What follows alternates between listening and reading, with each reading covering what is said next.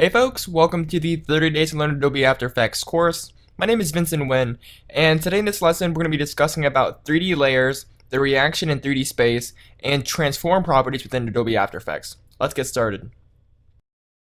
After Effects, we have some basic 3D options. Now, After Effects is not a 3D application like you would expect from Cinema 4D, 3ds Max, Maya. It's actually a 2.5D is what a lot of people call it, and I'll show you why in a second. So if I create a new layer, new, solid, we'll call this box, and we'll make it 640 by 640 and hit OK. Just so we have this very nice big box here. And I'm going to hit S on the keyboard to scale it down just a tad. So now we have a box here. And if I hit P on the keyboard to bring up the position, we can move along the X axis as such, and we can move it on the Y axis. Very straightforward, and you're just moving this box in 2D space, a flat composition, and we're just moving it on the same plane here. Nothing too complicated. And if I hit R on the keyboard and to bring up the rotation, you can see that we just have a very simple rotation parameter, and we're just rotating our cube 360 degrees. Very straightforward. And this is kind of the 2D flat space that we have in After Effects here. Now, you may have heard me talk about 3D layers within After Effects. Now, to create a 3D layer, you want to select your layer here, and then toggle your switches / modes until you see this little cube icon here, and then under your layer, hit the cube icon for your layer. And as you can see, we have a different parameters available to us now. So let me just hit P on the keyboard. I'm going to uncheck the 3D cube here. And if you hit P on the keyboard to bring up the position, and if you hold down Shift and do another hotkey, R, you'll bring up both positions and keep the previous one here, so you get the position and rotation. So this is what I have right now for my cube that is not a 3D layer, it's just a flat 2D layer. Now when I enable the cube, pay attention to the position and the rotation here.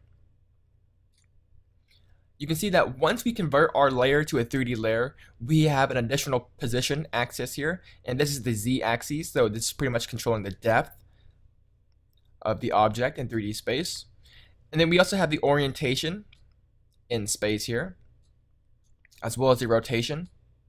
So we pretty much have a lot more control over our 3D object within the 3D space within After Effects. But this object here may react like a 3D layer, but it's actually a flat layer reacting into space.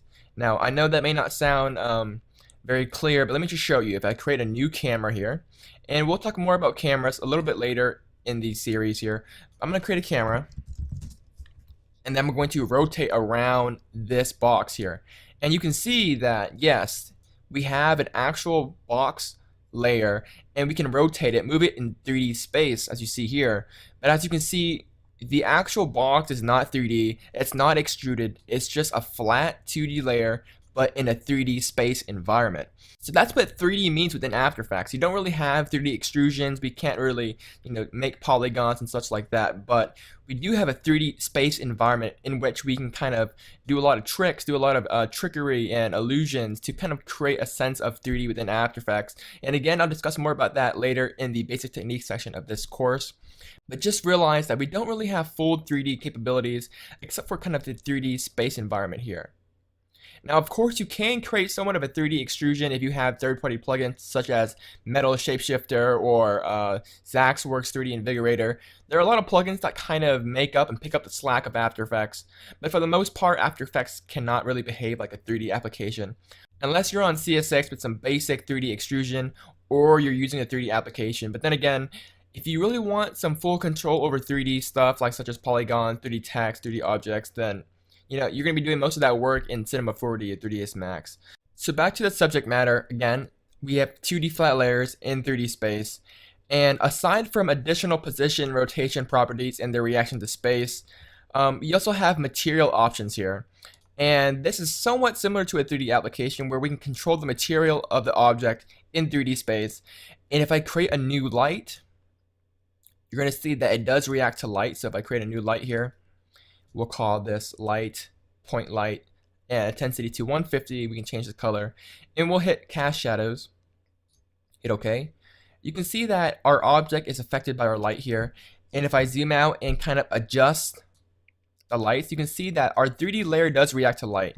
Now, if it's a 2D flat layer, it's not going to react to light at all, and we don't have any material options. But again, 3D objects react to 3D lights, and these lights are automatically 3D. You don't need to hit a switch for them.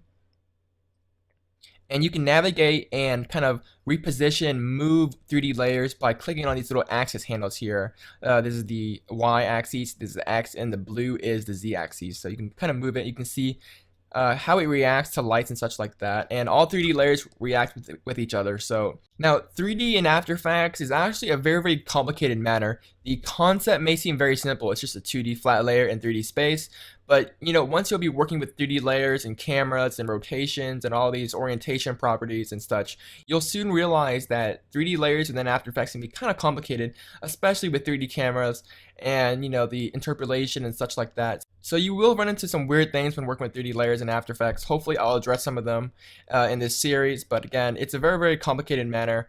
And to really understand the concept behind it all and the reaction in 3D space it's probably the most complicated thing within After Effects other than expressions. But this has just been a really basic, quick overview and rundown of how 3D layers react within space and After Effects, and how 3D objects have different transform properties. So in the next lesson, we're going to be talking about the camera tool and exploring the different types of camera tools you have within After Effects, such as the orbit tool and the pan tracking tool. So look forward to that. If you guys have any further questions, don't hesitate to leave me a message or comment in the forums. I'll get to them as soon as I can. Once again, guys, my name is Vincent, and I'll see you guys in the next lesson. Bye, guys.